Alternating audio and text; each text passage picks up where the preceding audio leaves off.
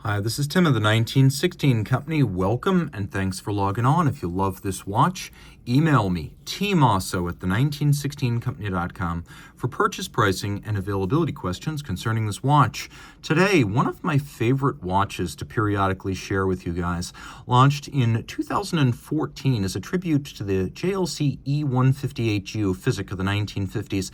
This is a steel 800-piece series, the tribute to Geophysic. Now, 300 were made in rose gold and 58 were made in platinum, but I think the sweet spot for this tribute collection is the steel model in my hand.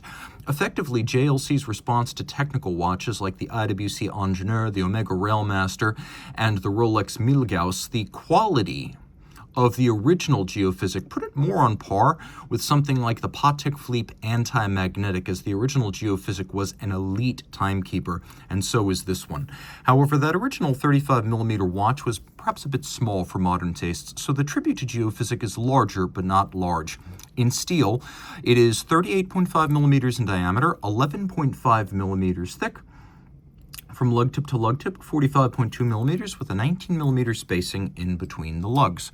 We'll throw it on my wrist, which is 16 centimeters in circumference, and I've been thinking of buying either this, the original, or both for a number of years. They fit beautifully, they work well, and it's actually a sports watch, although it looks like a dress watch. Don't be fooled.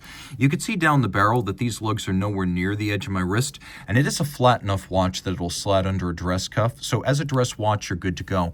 Over the top always exaggerates the width of the watch. Don't be fooled here. This watch will wear on a wrist as small as 14 centimeters circumference, maybe even a bit smaller if your wrist is flat across the top. You can see that the strap right here is a JLC factory strap, but unconventional ostrich quill leather in light brown, honey brown, with a lightly contrasting stitch. You can see in profile it's sheer cut and lacquered for refinement. And then on the bottom, a conventional calfskin. This is made by the JLC OEM strap supplier, which I believe is still Camille Fournet. You can see a brand new strap, no crimping, no gouging. Pull tab spring bars so you can remove the strap from the case without a tool. And then a push button clasp so you can also remove the clasp from the strap without a tool. You could see a steel clasp, double deployant here, friction fit. And so the underside of it's actually nicely sculpted because it's curved like the underside of your wrist, so it's very comfortable. Taking a look at the profile here, you can see the lugs are nicely stepped out and that they run up the bezel a little bit so that the lugs can have a fuller form without being cropped by the bezel or cut off unduly.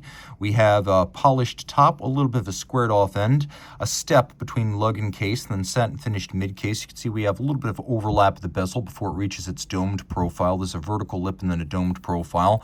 We have a crown, which is strategically unbranded, an historical homage because the original would not have had a branded crown. And then we have a sapphire, and it is a sapphire that's got a little bit of a vaulted boxed profile to make it look like a vintage plexi. And that is worth mentioning because the original would have featured plexiglass with radium lume, and the original would have featured the luminescent indices on the underside of the crystal. So Jaeger-LeCoultre didn't want to put lume on the underside of a sapphire because it may not adhere well. The modern materials have changed. Now we're using Luminova and we're using sapphire glass.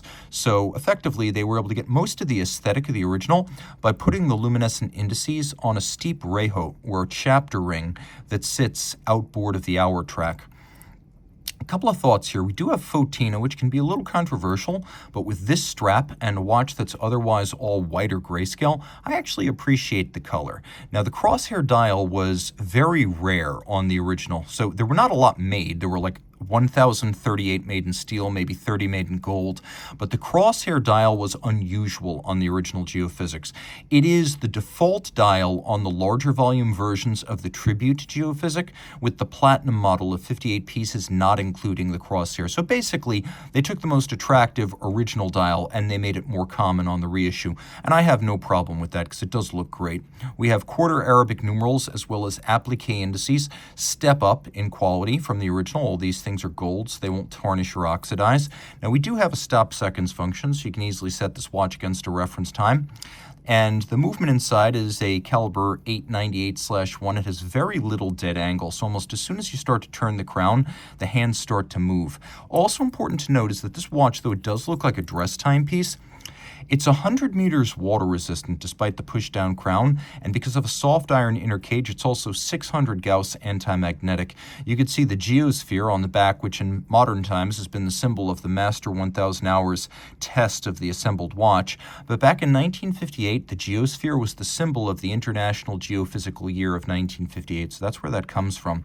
So anti-magnetic, highly shock resistant with a free sprung balance, 100 meters water resistant. This is no conventional JLC caliber 898.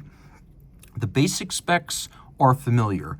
4 Hz beat rate, unidirectional winding, ceramic rotor bearings, free sprung, 43-hour power reserve, stop seconds, and then 29 joules. Where this is different is the Master 1000 Hours control. Now the 1000 Hours control is a 1000 hours, so 41 plus, like 41.6 day test. 6-position chronometry, 41.6 day test of durability, winding efficiency, power reserve, water resistance, and yes, chronometry. And so because it's a fully cased up test and it lasts for over 41 days, it's a substantially more exacting test than the COSC 5-position test of a bare movement for 2 weeks. But JLC has different Master 1000 Hour control tolerances for timing of different watches. It's least exacting on small movements and reversos, but on this watch, it's a special standard, no worse than -1 plus 4 seconds per 24 hours. Remember, COSC is -4 plus 6, so this watch, in addition to being unexpectedly sporty and durable, is also an exceptional timekeeper that's a cut above even JLC's best. So, if you love this watch, right down to details like the rustic dial base, it is a very special piece. JLC's Tribute 2 models, whether Polaris, Deep Sea, or Geophysic, have been lovingly recreated, beautifully made, and very limited in production. The line extensions, the Geophysic, the Deep Sea, and the Polaris haven't always been successful, but the Tribute models are classics in their own right and hugely collectible. So reach out to Team Mosso at the 1916company.com for purchase and pricing details.